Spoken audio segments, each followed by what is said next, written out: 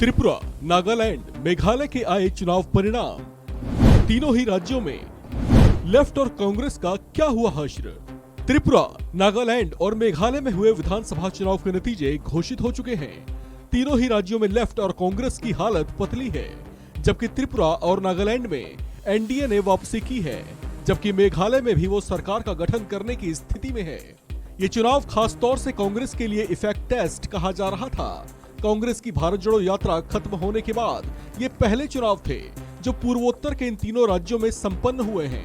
ऐसे में सबकी नजरें इन चुनावों पर टिकी हुई थी। लोग देखना चाह रहे थे कि राहुल गांधी की अगुवाई में भारत जोड़ो यात्रा के मार्फत जो लहर पैदा करने की कोशिश की गई थी, उसका कितना असर भारत के पूर्वोत्तर में स्थित इन राज्यों तक पहुंचा है।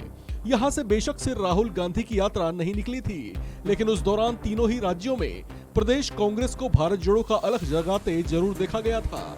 लेकिन अब तीनों ही राज्यों में जो चुनावी नतीजे निकल कर आए हैं, वो कांग्रेस और लेफ्ट को फील गुड या संतोषजनक कहने लायक आंकड़े भी जमा नहीं कर पाए। बात त्रिपुरा की करें तो यहाँ पर 2018 के चुनाव में लेफ्ट और कांग्रेस गठबंधन को जहाँ 16 सीटें मिली थी, वहीं 2023 के चुनाव में लेफ्ट कांग्रेस गठबंधन को 14 सीटें ही नसीब हो पाई।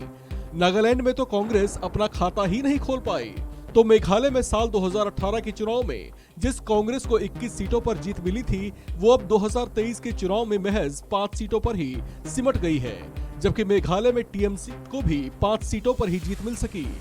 इस पर सीपीआईएम नेता सीताराम येचुरी ने क्या कहा, आइए आपको सुनाते हैं। ऐसी हालत में त्रिपुरा की आवाम जिन्होंने आकर वोट डाला, बहुत बड़ा आतंक का सामना करते हुए, बहुत बड़ा हिंसा का सामना करते हुए, और जिस तरीके से हमले हुए थे चुनाव के कुछ महीने पहले से, उन सब का वो झेलते हुए, और हमारी साथी, हमारे कॉमरेड, हमारे पार्टी के कॉमरेड जिनकी हत्या की गई थी बीजेपी के गुंडों की तरफ से, इन सब के बावजूद लाखों की तादाद में लोग निकल आए और वोट डाले।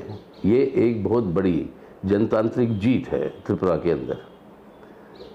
भाजपा बहुत कोशिश की कि एक डर की माहौल का इस्तेमाल करते हुए, उनकी मसल पावर को इस्तेमाल करते हुए, दादागिरी को इस्तेमाल करते हुए, और साथ ही साथ उनका धन को इस्तेमाल करते हुए, और इस धन का उपयोग किस गलत तरीके से किया गया, वो सबके सामने स्पष्ट रूप से नजर आ रहा है। इसके बावजूद ये कैंपेन जो हुआ, इसको हम समझते हैं कि वहाँ पर जो धर्मनिरपेक्ष जनतांत्रिक ताकतें हैं, वो लगातार सतर्क रहेंगे कि वहाँ पर संवैधानिक व्यवस्था, लोगों की जनवादी अधिकार और मौलिक अधिकारों की रक्षा हो आने वाले दिनों में त्रिपुरा, और जनता के साथ जुड़कर रहेगी मार्क्सवादी कम्युनिस्ट पार्टी उनकी अधिकारों के हक में, और उनकी ज़रूरतों को पूरा करने के लिए जन आंदोलनों को भी तेज करेगी। कांग्रेस और लेफ्ट के लिए तीनों ही राज्यों के चुनाव परिणाम बेहद निराशाजनक रहे हैं। इसे उनके लिए चिंताजनक भी कहा जा रहा है, क्योंकि अगले ही साल आम चुनाव होने हैं। उससे पहले यहाँ पर विधानसभा चुनाव में जनता का मूड जिस तरह से कांग्रेस और लेफ्ट से उखड़ा है, इसे आम चुनाव के लिहाज से दोनों दलों के लिए शुभ संकेत नहीं कहा जा सकता।